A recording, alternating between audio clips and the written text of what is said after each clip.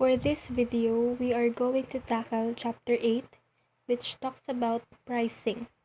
The learning objectives are: compute the target cost when the market determines a product price, compute a target selling price using cost plus pricing, use time and material pricing to determine the cost of services provided, determine a transfer price using the negotiated cost-based and market-based approaches.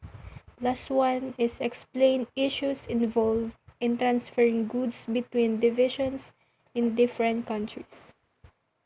In this chapter, it indicates few management decisions are more important than setting prices.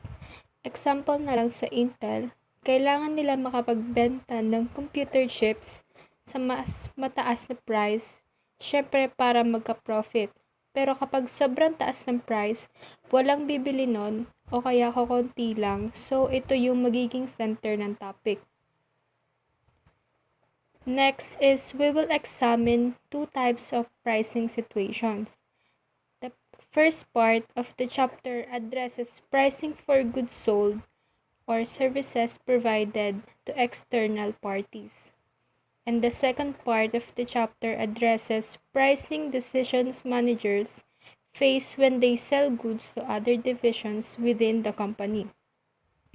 For this video, we will tackle about all the topics you see in different 4 categories. Establishing the price for good or service is affected by many factors. There are 4 factors which can help to consider in settling a price. These are pricing objectives, environment, demand, and first is pricing good for external sales. To compute the target selling price, we have this formula. Para makuha ang desired profit, you need to multiply the invested amount to the minimum rate of return. Let's try to the problem. To compute the target cost, first, to determine the desired profit. Para makuha ang desired profit, multiply the amount of investment costing $1 million to the minimum rate of return, which is 25%. Then you will get 250,000. Para makuha yung target cost, market price, $20 na nasa problem, minus desired profit na na-compute kanina equals target cost na 18.75. Second is to compute the target selling price using cost plus pricing method. Para ma-compute ang target selling price, we have 2 ways to do that. First, selling price minus cost equals to markup. Hindi pa yan ang target cost. To compute the target cost, cost plus markup na kinompute kanina equals the target selling price. At yung second naman ay yung markup approach. Mas mahaba ang process na to kaysa dun sa una. Mas komplikado tong gawin, kaya ito ang gagawin natin na example. So, para ma-compute ang sa markup approach, here's the formula. Yung total unit cost ay binubuo ng variable at fixed cost. For variable costs, we have direct materials, direct labor, variable operating overhead, and variable selling and admin expenses. For fixed costs, it's the total cost divide budgeted volume. To compute the markup percentage, here's the formula. For markup or desired ROI or return on investment per unit, you need to use this formula. Desired ROI times amount invested divided by the units produced. Then you will get the markup percentage. Then you can now compute the target selling price. So here's the example for us to know how to solve it. And here's the problem. So, para ma-solve ang cost per unit, you need to divide total cost by its budgeted volume. Then you can get the cost per unit. Para ma-compute ang markup, you will use this formula. For the problem, the desired ROI is 20% times 1 million na amount of investment na given as a problem divided by 10,000 units, which is also given, then you can have the markup of 20. Here's the additional information to solve the problem. Next is to compute the markup percentage. Here's the formula. The markup is 20 na nasolve na natin kanina divide by the total unit cost na 112 na nasa additional information, variable cost na 60 at fixed cost na 52 equals total unit cost na 112. 20 divide 112 is 17.86% of markup percentage. Here's the formula. 112 total unit cost plus total unit cost times markup percentage equals the target selling price per unit. Next is limitations of cost plus pricing. You will notice that sa pagbaba ng budgeted volume, mas mataas ang cost per unit and vice versa. To compare the two, here's the first scenario na 10,000 ang budgeted volume. Then, ito naman yung sa 8,000 ng budgeted volume. You will see the difference between the two. Then, sa paggalaw ng budgeted volume, it also affects the selling price per unit. To compare the two, here's the first scenario na 10,000 ng budgeted volume. Then, ito naman yung sa 8,000 ng budgeted volume. You will see the difference between the two sa selling price per unit.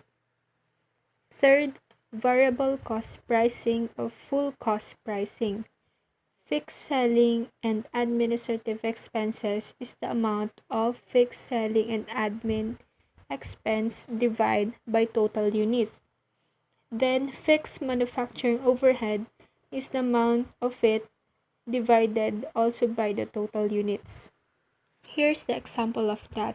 50,000 amount of fixed selling and admin expense divided by 10,000 units and 150,000 divided by 10,000 to get the cost on the above problem. To compute the target selling price, same procedures ng sa markup approach, and here's the formula for that. Total unit cost, which is 71, times its markup percentage na 45%, also same procedure on how to compute that, then you can get the 102.95 target selling price per unit. Last one is time and managerial cost, which we'll discuss later in the category of pricing services. Okay, imagine umattend ka ng isang party. So, on your way home, you're using your own car, then suddenly, nasiraan ka. The first thing you did is to call a mechanic, then dinala na siya sa repair shop, and after some time, naayos na siya. Ngayon, binigyan ka na ni mechanic ng bill. So, included in your bill is the amount of for the parts used and for the labor hours. So, this is actually called the time and material pricing. It is another approach for pricing services. So, ano nga ba yung time and material pricing? It is often used in service industries to bill customers for standard labor rate per hour use plus actual cost of material use.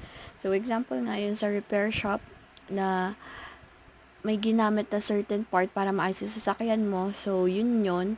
Then, yung labor ng mechanic sa paggawa nun. So, time and material pricing actually set the company of two pricing rates.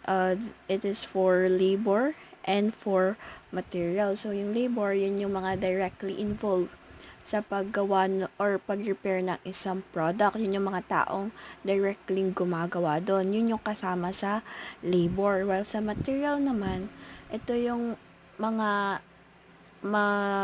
mga ginagamit which is directly used in producing or repairing a certain product. So with time and material pricing, we have 3 steps. First is calculating the labor rate. Next is calculating material loading charge. And lastly, calculating job charge. So let's go for step 1. Step 1, calculate labor rate. So it is expressed as rate per hour. It includes direct labor cost of employee, hourly rate, salary and fringe benefit, selling, administrative and similar overhead costs, and allowance for desired profit. So yung direct labor cost of employee, yun nga yung sinasabi ko na directly involved sila dun sa yung labor na ginawa nila is directly involved this repairment or production. Then yung selling and administrative expense, ito naman yung mga parang sweldo ng mga tao na gumawa directly doon sa product. And allowance for desired profit, ito yung ini-aim mo na parang next year ganito namang hours yung mapoproduce dapat natin or magagawa natin. So we have a example, the formula. Total cost divided by total hours equals rate per hour charge. Then we have the example. So presented below are the data of wannabe car repair shop. We have repair technician salaries of 650,000, medical and dental insurance of 150,000. The desired profit margin for labor is 500 pesos. Wannabe's estimated labor hours for next year will be 8,000 hours. So this is our solution. So ito yung formula nga natin na total cost divided by total hours equals rate per hour. So we have repair technician salaries of 650,000 divided by total hours of 8,000 equals 81.25. Then medical and dental insurance of 150,000 divided by total hours of 8,000 equals 18.75. Totaled of 100 for total hourly cost. So ngayon i-add natin si profit margin, which is the 500 pesos. Then equal siya kay 600, which what we call the rate charge of labor per hour. So ito yung pinapresyo sa'yo kapag nagpagawa ka ng sasakyan. Yung labor nung gumawa kasi alangan namang libre lang yon and nagpakahirap din naman sila sa paggagawa nun. So, yun yung pinapresyo sa'yo. So, next, we have the step 2. Step 2, to calculate the material loading charge. So, ang solution niya, ang formula niya is material loading charge divided by invoice price of material equals materials loading percentage. So, we have estimated annual cost of purchasing, receiving, handling, storing, plus profit margin on materials or the desired profit. So it is expressed as percentage of estimated annual parts and material cost.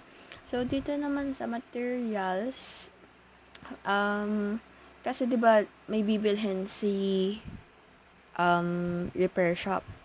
Siya yung directly bibili dun sa store or sa store ng isang seller. Ngayon, pag binili niya yun, syempre, pag pinagbenta niya sa'yo, kapag nagpagawa ka, lalagyan niya yun ng tubo. So, yun yung kasama sa material loading charge. We have our example. So, presented below are the data of wannabe car repair shop. We have parts manager salary of 51,000, car parts of 72,400. They uses the parts costing 200,000 pesos and a profit margin for invoice material of 10%. So here is our solution. So ito yung formula again natin na material loading charge divided by total invoice cost of parts and materials equals material loading percentage. So we have the parts manager salary of 51,000 divided by the total invoice cost of parts and materials of 200,000 equals to 25.5%. Then car parts of 72,400 divided by 200,000 equals to 36.2%. So we have our total material cost of 61.7%. Ngayon, i-add ulit natin si profit margin like we did sa labor charge. So, meron daw tayong profit margin na 10%. So, yun yung magiging equals natin sa material loading percentage, which is the 71.1%. So, let's proceed to step 3 to calculate the bill for specific job. So, simple lang siya. Kung ano yung nakuha natin kay labor charge, kung ano yung nakuha natin kay material charge, then kay material loading charge, then yun na yung ipag-add natin to get the bill for specific job. So, i-add natin lang yung labor and yung materials for step 3. So, ipinagsama natin yung dalawang problems kanina for labor and materials represented below are the data of wannabe car repair shop. So, the desired profit margin for labor is 500 pesos. Wannabe's estimated labor hours for next year will be 8,000 hours. If Wannabe repairs a car that takes 24 hours to repair and uses parts costing 200,000 and a profit margin for invoice material of 10%, so let's compute the total bill. So, ito yung ating solution. We have labor charges. 24 hours nga daw, di ba, gagawin at 600 pesos per hour. So, we have 14,400 times natin si 24 hours kay 600. Then, i-add natin yung kasama nga din sa formula, i-add natin si material charge. Then, cost of parts na 200,000, din yung material loading charge. So, ito yung nakuha natin kanina, 71.1% times this 200,000 equals 143,400. Then, equals siya kay 343,400. Ngayon, i-add natin tong dalawang to, which makukuha natin yung bill or the total price of labor and materials of 357,800. So, in YouTube, may napanood ako. Simplihan niya lang yung ginawa niya.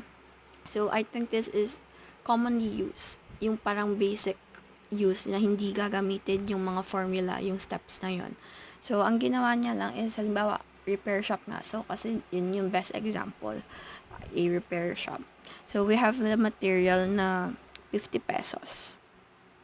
Ngayon, yun yung directly pagkakabili ni repair shop dun sa materials. Ngayon, pag nagpagawa ka, syempre, lalagyan niya yun ng tubo. Kasi lugi naman siya kung ibinenta niya lang sa'yo at the same price. So, halimbawa, yun yung tinatawag nating gross markup margin. So, halimbawa, ang gross markup niya is 10%. So, 50. We have 50 times 10% equals to 5 pesos. So, yun yung tubo niya, yung 5 pesos. Then, mag-i-equal siya kay 55 pesos na gross of profit. So, yan yung i-bill out niya sa'yo kapag nagpagawa ka. So, same as labor, ganyan lang yung ginawa niya. So, this is for basic problems lang ata or sa basic or sa daily lives. So, yeah. That's all.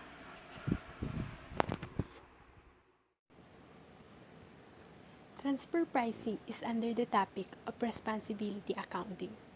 Transfer pricing is a price change by one department to another.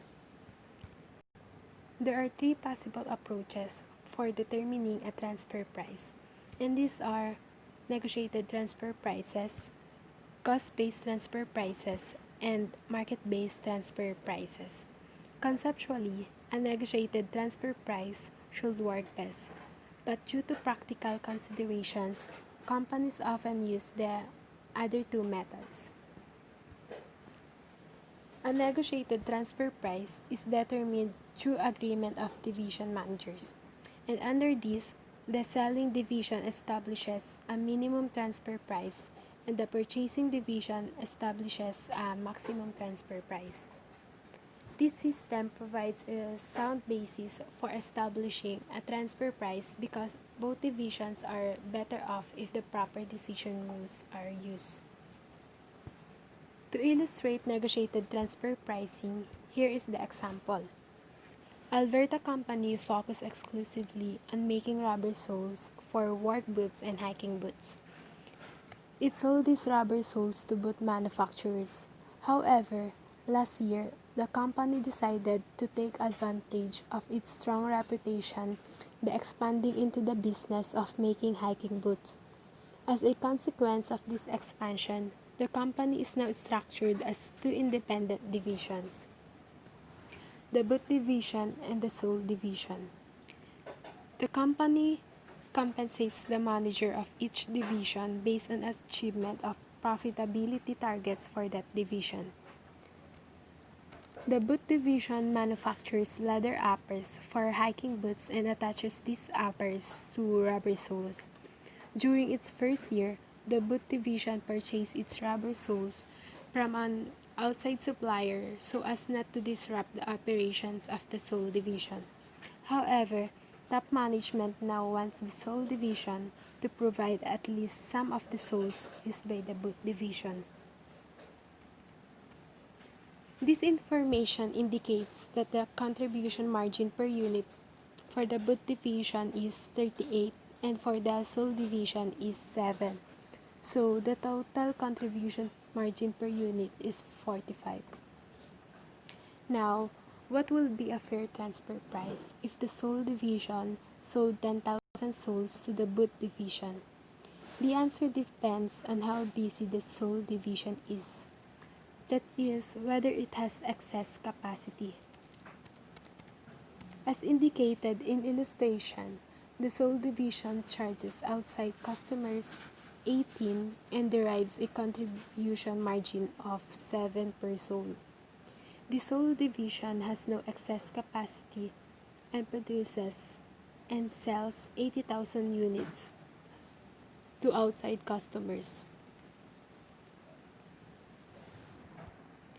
Therefore, the sole division must receive from the boot division a payment that will at least cover its variable cost per sole plus its loss contribution margin per sole.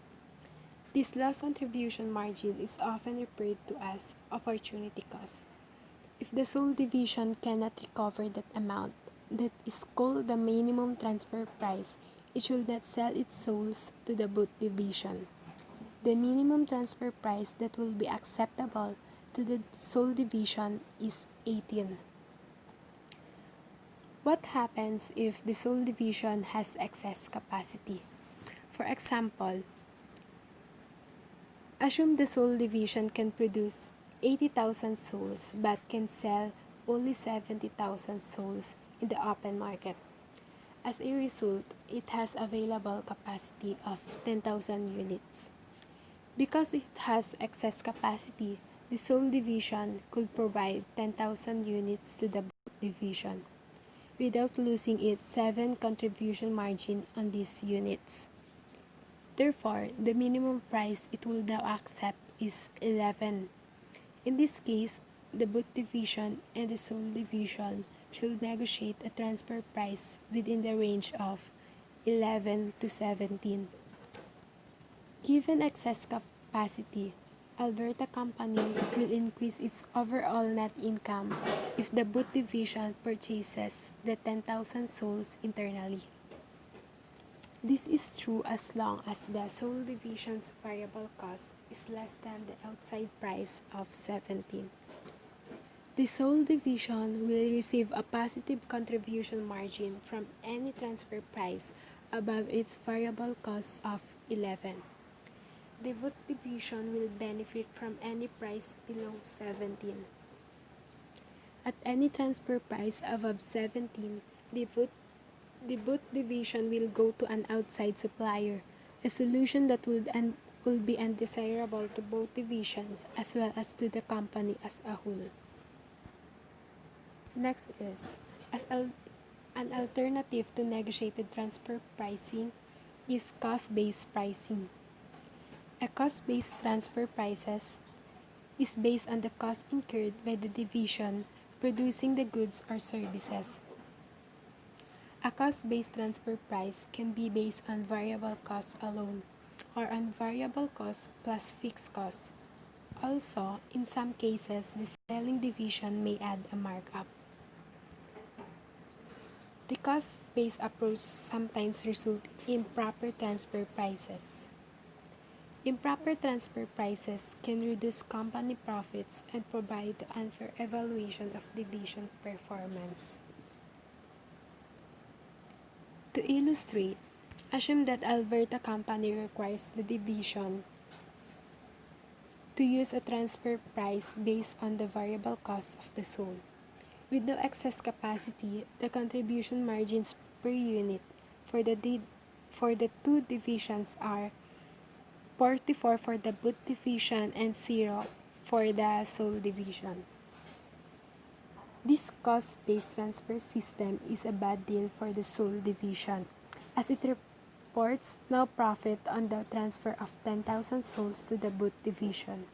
If the soul division could sell these souls to an outside customer, it will make 70,000.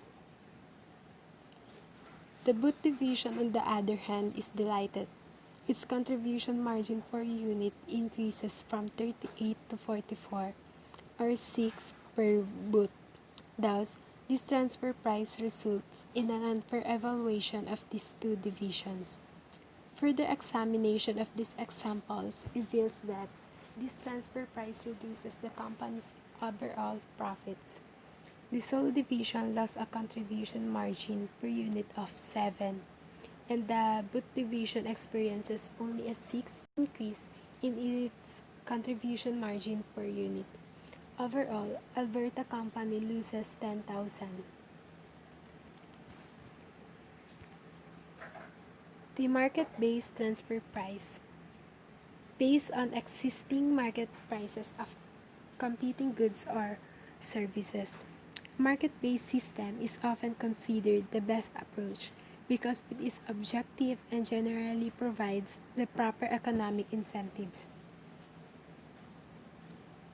For example, if the sole division can charge the market price, it is indifferent as to whether souls are sold to outside customer or internally to the boot division. It does not lose any contribution margin. Similarly, the boot division pays a price for the souls that is at or reasonably close to market. When the soul division has no excess capacity, the market-based system works reasonably well. The soul division receives market price and the boot division pays market price. If the soul division has excess capacity, however, the market-based system can lead to actions that are not in the best interest of the company. The minimum transfer price that the soul division should receive is its variable cost plus opportunity cost. If the soul division has excess capacity, its opportunity cost is 0. However, under the market-based system, the sole division transfers the goods at the market price of 18 for a contribution margin per unit of 7. The boot division manager has to accept the 18 sold price. This price may not accurately reflect a fair cost of the soul, given that the sold division had excess capacity.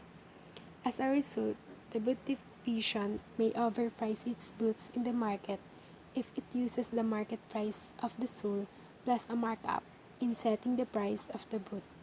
This action can lead to losses for Alberta Company overall.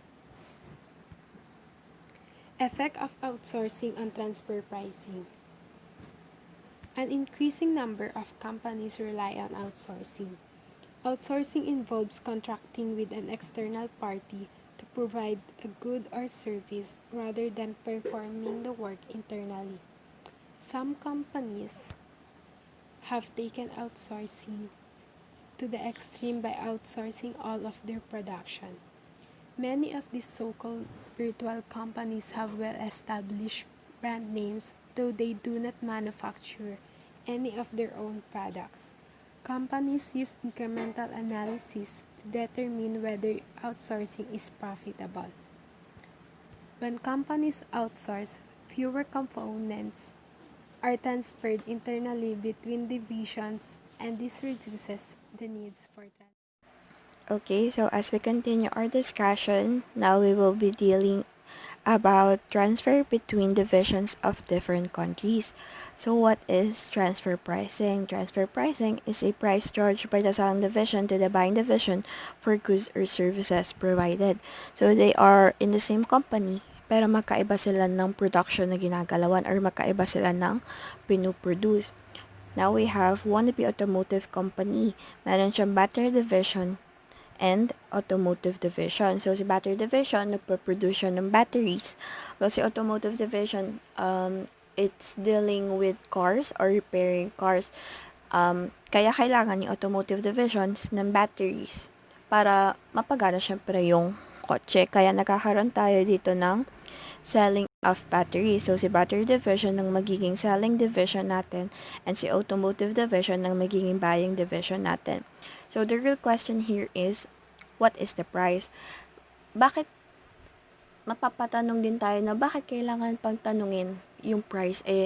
Nasa iisang company lang naman sila. Yung makukuhang profit or yung makukuhang pera, mapupunta lang naman sa iisang company. So, bakit importante yon? Kasi, kapag ang pinag-usapan natin is about the profit or loss ng dalawang divisions, syempre, si battery division as the selling division, yung manager niya, iisipin niya kung paano niya mamamaximize yung profit nila. Kasi, pag na-maximize nila yung profit nila, syempre matutuwa yung mga nakakataas. At pag natuwa sila, baka magkaroon pa siya ng incentives in case na mataas ka yung na-provide nila or na-meet nila na profit. So, kaya dun pumapasok si transfer pricing. So, next, ang transfer pricing daw meron siyang two components, the internal users and the external users. So, internal use muna tayo. It is coordinate transfers within the firm. Ito yung kanina nga, yung kay automotive and kay battery division na within sa related party ka, nagta-transfer ng products mo. Then, sa external use naman, to report to tax authorities. Kasi si transfer pricing is actually nakaka-reduce siya ng tax or nakakataas siya ng profit kapag tama yung ginagawa mo. Kasi, alimbawa, meron siyang different division, yung company meron siyang different division sa different countries. Ngayon, nagtatransfer sila ng products dito. Then, yung isang country, mababa lang yung tax niya.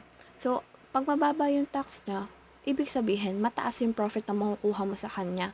Kaya dun ka magta-transfer ng product mo. So, ito yung tinatawag nila na parang tax minimization kasi dun ka nga nagta-transfer, parang ang unfair na niya sa government.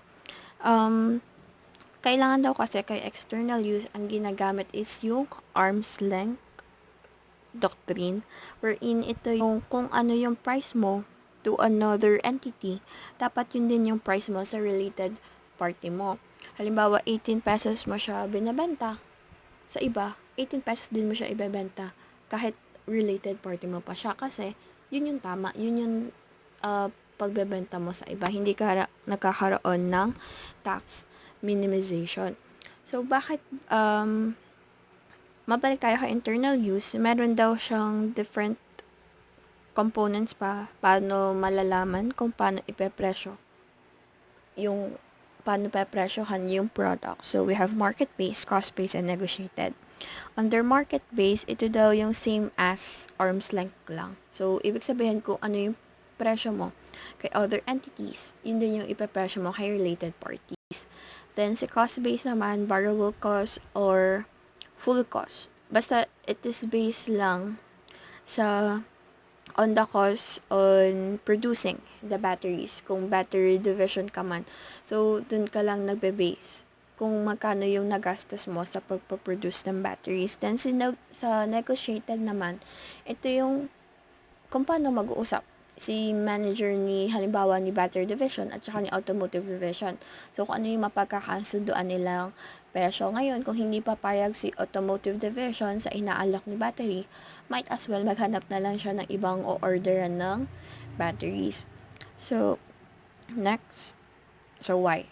Why are we using transfer pricing?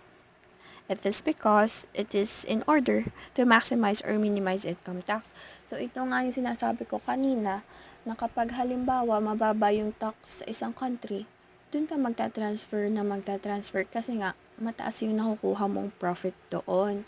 Then, minimize, yun nga, yung nami-minimize yung income tax. Pag naman mataas yung profit dito, parang i-level mo yung presyo mo dun sa tax. Halimbawa 30%, 'di ba, sa Philippines.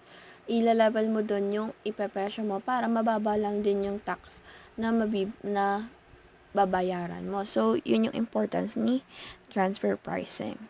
Now we have an example. Si Dallas Shoe Company have a boot division located in a country with a corporate tax rate of 10% and a sole division located in a country with a tax rate of 30%. So we have selling price of boot $90, selling price of sole $18, variable cost per boot $35, and variable cost per sole is $11. Ito yung solution natin. So, pag ang ginamit natin is si $18 kasi meron tayong dalawang parang pinagpipili ang selling price, si $18 at saka si $11. So, mag-umpisa muna tayo kay 18. So, under kay boot division, the selling price is $90, then variable cost per boot na $35, then cost of sold purchase $18. Ngayon, ima-minus mo siya lahat, makukuha natin yung before tax na CM na $37. Ngayon, ilalas natin yung tax. 'Di ba mayroon tayong dalawang taxing percentage, yung 10% and yung 30%. So, ngayon, yung 10% muna. So, 37 times 10% equals 3.70. Ngayon, ima-minus natin sila pareho, makuha natin yung after-tax contribution margin na $33.30. Ngayon, mapunta naman tayo kapag naging 30% naman yung tax. So, under kay Sol, kasi, ulit, si Boot kasi, ang tax lang kay Boot, kasi nasa country siya na ang tax lang daw ay 10%. Well, si Seoul naman is nasa country siya na ang tax ay 30%. So, mas mataas 'di ba yung kay Seoul? Mabalik tayo. So, selling price of Seoul na $18, tapos variable cost per Seoul na $11. So, ima-minus mo din siya. Makukuha natin si before tax contribution margin na $7. So, ita-times natin si 7 kay 30% kasi yun yung tax sa country nila. So, ilalas natin, makukuha natin si 2.10 less, ang makukuha natin after tax sa contribution margin is 4.90.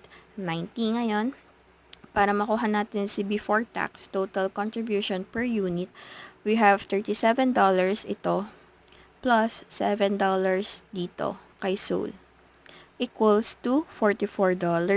Then after tax, para makuha natin after tax total of contribution margin per unit, ipa-plus natin si 33.30 plus 4.19 after tax. So, we will get 38.20.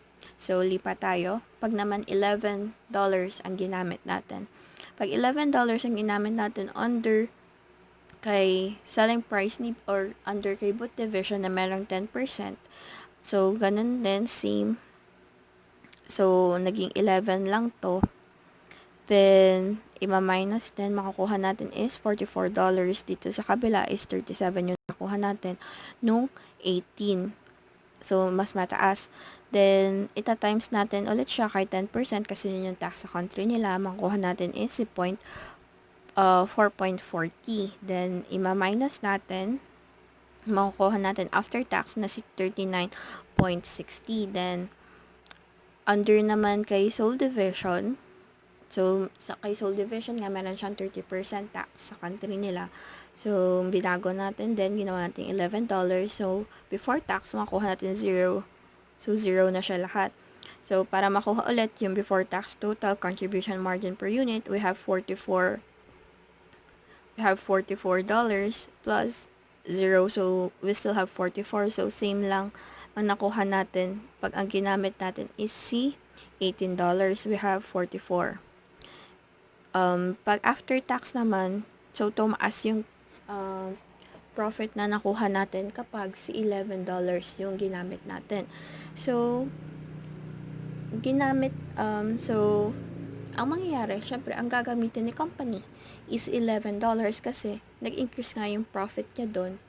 Pag ginamit niya yun, pag nag-transfer siya doon sa country na merong low tax rate at ginamit niya yung $11, nag-increase yung profit niya. Pero, pag ginamit niya to, there are two concerns actually that will arise. So, first, concern natin is parang unfair yun kay Seoul Division kapag ang ginamit is $11 kasi sobrang layo nung presyo, nung actual price ng Seoul. Kasi $18 diba siya, naging 11 na lang. So, lugi naman si Seoul. Pag ang pinag-usapan nga natin is yung paano maximize yung profit or loss ng bawat division. So, syempre, parang unfair yun sa evaluation niya kasi ang baba lang nung naibenta niya. Kasi nga, ang iniisip is kung paano maximize naman yung profit ni put division. So, next concern naman natin is kung legal ba to. I mean, it's actually legal. So, depende kasi yun kung paano ipepresyo. Kaso, ito nga yung parang nagiging tax minimization na nga. Parang sobrang baba nung pinresyo mo kay boot division na parang iniiwasan mo ng mag-tax ng malaki. Eh, di ba nga yung tax is the lifeblood of the government. Kaya, ang gusto ni government, mataas yung tax mo. Mataas yung makukuha niya sa'yo kasi yun yung bumubuhay sa kanila. Kaya, yun yung another concern natin. So, yung first ulit is unfair kay Seoul Division. Then, yung next is kung legal ba siya. So, yan. Yan na yung transfer pricing. Thank you.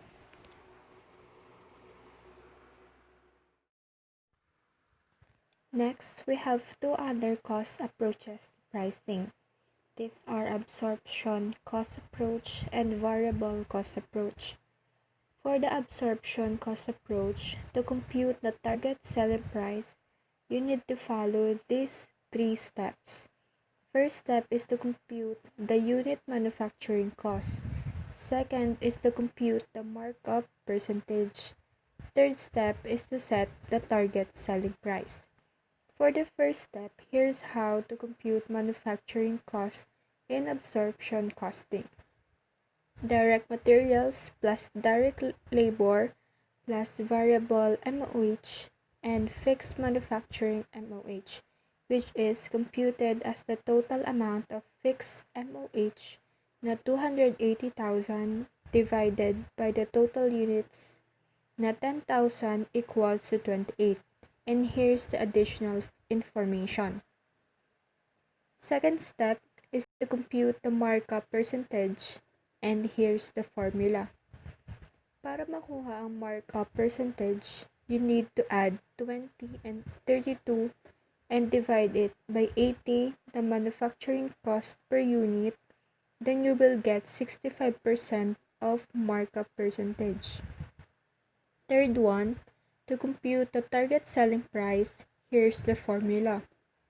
Manufacturing cost is 80 plus markup percentage na 65% multiply manufacturing cost per unit again na 80, then you will get 132 target selling price. Using a target price of 132 will produce the desired 20% return on investment for Tingpar products on its video camera pen at a volume level of 10,000 units. And here's the budgeted income statement for absorption cost pricing, and it will show the return on investment na 20%. Net income divided by the invested assets. Next is variable cost pricing. It also have 3 steps for us to compute the target selling price. First step is to compute the unit variable cost. Second step, to compute the markup percentage. Third step is to set the target selling price. Actually, yung first step lang ang pinagkaiba ng absorption and variable costing. Then the rest is the same. First, this is how you compute the total unit variable cost. Then, second step is to compute the markup percentage. Para makuha ang markup percentage, you need to add desired ROI per unit and fixed cost divide by the variable cost per unit, then you will get 120% of markup percentage. Last is to compute the target selling price. Variable cost per unit na 60 plus markup percentage na 120% multiply by variable cost per unit equals 132 na target selling price. Using a target selling price of 132 will produce the desired 20% return on investment for ThinkMore products with its video camera pen at a volume level of 10,000 units. And here's the budgeted income statement for variable cost pricing that will show the 20% return on investment.